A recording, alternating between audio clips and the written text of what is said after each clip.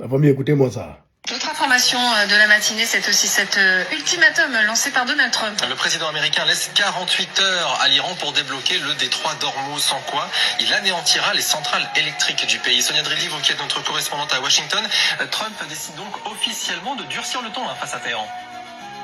Oui, Donald Trump a exigé.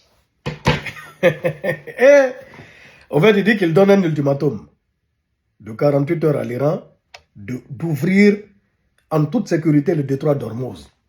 Sinon, lui, il va détruire tout ce qui est centrale électrique, je sais pas, centrale, je sais, d'eau, il va tout couper dans le pays.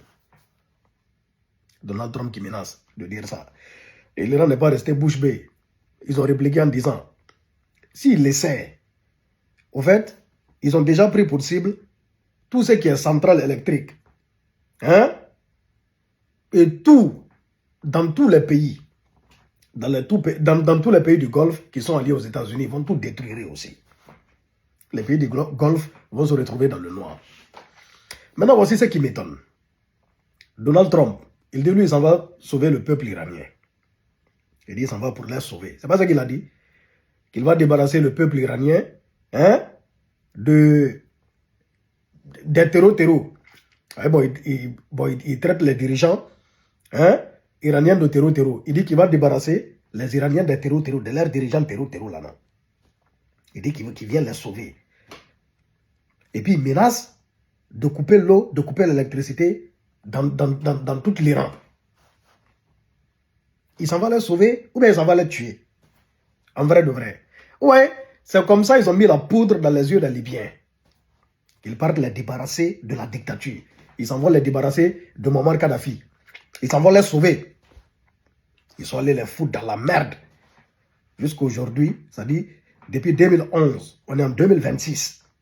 15 ans après, les Libyens, les conséquences ne font que commencer.